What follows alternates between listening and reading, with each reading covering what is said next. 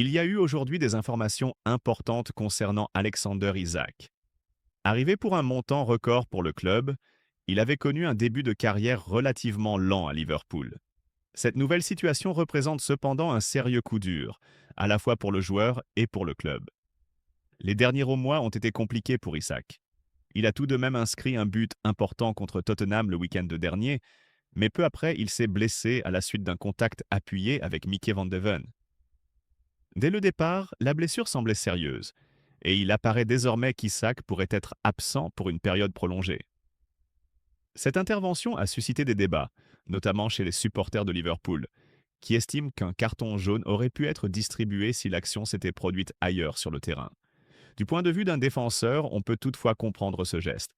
Une intervention de dernière minute pour empêcher un but. Quoi qu'il en soit, la douleur d'Isaac était évidente, et il faut désormais attendre de connaître la durée exacte de son indisponibilité.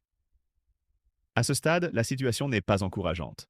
C'est un coup dur majeur, non seulement pour Isaac, mais aussi pour Liverpool.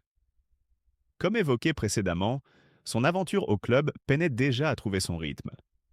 En raison de problèmes physiques, il n'avait pas pu effectuer une véritable préparation estivale, ce qui a retardé le véritable début de sa saison. En novembre, l'entraîneur Arne Slot avait d'ailleurs déclaré que la saison d'Isaac commençait réellement à ce moment-là. Par la suite, il a enchaîné quelques titularisations et a enfin ouvert son compteur en Premier League au London Stadium. Il a ensuite marqué contre Tottenham, laissant penser que ce but pouvait servir de point de départ pour lancer pleinement sa carrière à Liverpool. Mais alors que la dynamique semblait enfin positive, cette blessure risque de stopper net cet élan. Face à ce contretemps, la question centrale est désormais de savoir si Liverpool va agir lors du prochain mercato hivernal. Le club a l'habitude d'être actif durant la fenêtre de janvier et, avec la blessure d'Isaac, un renfort offensif pourrait devenir nécessaire. Même si le mercato d'hiver n'ouvrira officiellement que le 27 décembre, des informations circulent déjà sur les intentions de Liverpool. La principale actualité du soir concerne un accord trouvé avec Southampton pour le transfert de Virgil van Dijk. Une opération que Liverpool avait tenté de conclure durant l'été, sans succès à l'époque en raison de longues négociations entre les deux clubs. Cette fois, l'accord semble bel et bien finalisé, et Van Dijk rejoindra Anfield en janvier, renforçant considérablement le secteur défensif des Reds. Le transfert de Van Dijk, qui avait établi un record mondial pour un défenseur avec un montant de 75 millions de livres en 2018, reste l'un des recrutements majeurs du club. Depuis, Liverpool a également réalisé d'autres coups importants en janvier, notamment avec Luis Diaz en provenance de Porto et Cody Gakpo du PSV. Historiquement, le club a souvent animé le mercato hivernal, avec des arrivées marquantes comme Andy Carroll, Luis Suarez, Daniel Sturridge ou encore Philippe Coutinho. Concernant le secteur offensif, le nom d'Antoine Semenyo revient avec insistance. L'attaquant de Bournemouth suscite un intérêt croissant. Plusieurs grands clubs, dont Manchester City et Manchester United, ayant manifesté leur volonté de se positionner dès janvier. Liverpool et Tottenham suivent également le joueur de longue date, même si les Spurs avaient été freinés par un prix jugé trop élevé l'été dernier.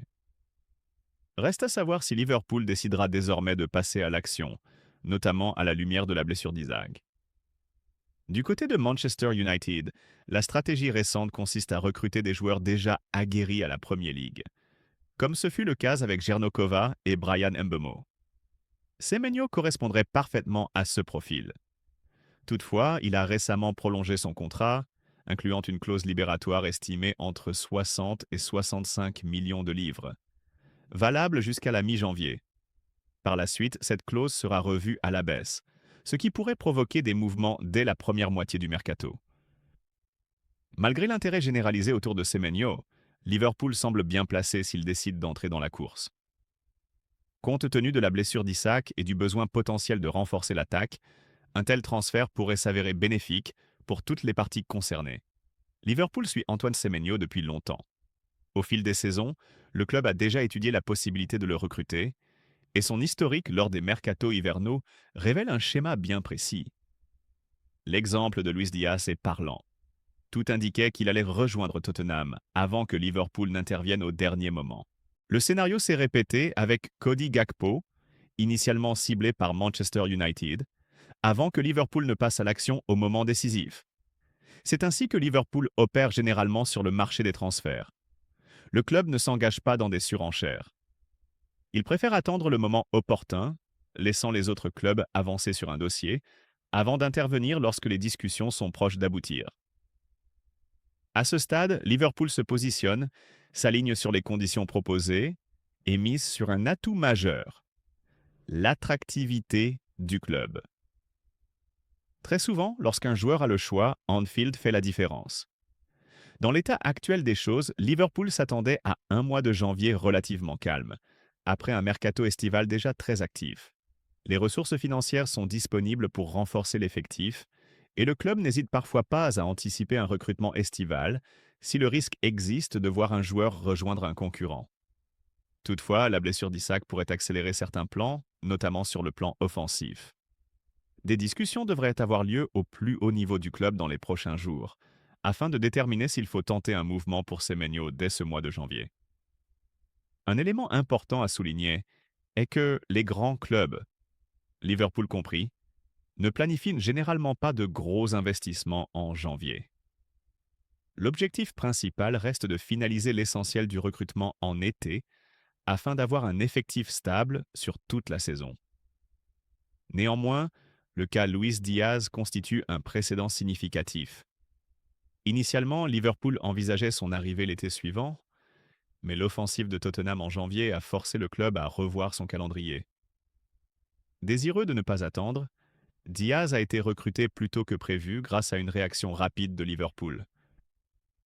Si Liverpool nourrit une admiration de longue date pour Semenyo, un scénario similaire pourrait se produire. Si un autre club passe à l'action dès janvier, Liverpool pourrait décider d'agir immédiatement, plutôt que de repousser ce dossier à l'été prochain. La situation de Mohamed Salah mérite également une attention particulière.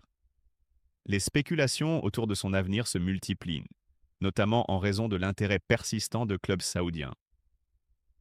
Toutefois, un départ de Salah dès ce mercato hivernal semble peu probable. Les discussions importantes devraient avoir lieu dans les semaines à venir, et, malgré certaines tensions en interne, rien n'indique que Liverpool soit disposé à le vendre en janvier. Actuellement engagé avec l'Égypte à l'Akéane, Salah devrait revenir et continuer à jouer un rôle important au sein de l'équipe. Néanmoins, certaines zones d'ombre subsistent. Salah a été écarté du 11 de départ pour la première fois cette saison, après une lourde défaite face au PSV en Ligue des Champions. Depuis, il n'a pas débuté lors des 6 derniers matchs de Liverpool, une période durant laquelle l'équipe est restée invaincue. Cela soulève une question délicate. Si Liverpool continue sur cette dynamique positive en son absence, son retour dans le 11 de départ sera-t-il automatique? Cette situation pourrait créer un certain malaise à son retour, et le dossier est loin d'être totalement clos. Concernant le renforcement défensif, nombreux sont ceux qui estiment que Liverpool doit également solidifier son arrière-garde. Avant la blessure d'Isaac, cet axe semblait d'ailleurs être la priorité du club pour janvier. Liverpool a été lié à Marc Guéhi, tout proche de rejoindre le club l'été dernier avant que l'opération n'échoue lors du dernier jour du mercato. À mesure que son contrat avec Crystal Palace approche de son terme, l'intérêt des Reds pourrait se raviver. Il existe également la possibilité que Guéhi soit disponible gratuitement l'été prochain. En revanche, dès janvier, des clubs étrangers tels que le Bayern Munich, le Real Madrid ou encore le FC Barcelone pourraient bien se positionner. Cela rend la situation particulièrement délicate, tant pour Crystal Palace que pour le joueur. Un départ en janvier aurait un impact majeur sur la saison du club londonien, Guéhi étant à la fois capitaine et pilier défensif. En termes de montant, Crystal Palace pourrait réclamer entre 20 et 25 millions de livres, malgré la fin de contrat imminente du joueur. Toutefois, vendre Guéhi en janvier ne semble pas être la solution idéale pour le club, compte tenu de ses ambitions encore intactes sur les scènes nationales et européennes. Du point de vue du joueur, un transfert hivernal n'apparaît pas non plus comme l'option la plus avantageuse. Libre de tout engagement l'été prochain, Guéhi se retrouvera alors en position de force pour négocier un contrat plus favorable. Son objectif pourrait donc rester centré sur une fin de saison réussie avec Crystal Palace, plutôt que de forcer un départ immédiat. En définitive, Crystal Palace devra peser les bénéfices financiers immédiats d'une vente face aux conséquences sportives de la perte de son capitaine et de son meilleur défenseur en pleine saison. À ce stade, tout porte à croire qu'un statu quo jusqu'à l'été serait la solution la plus raisonnable, tant pour le club que pour le joueur.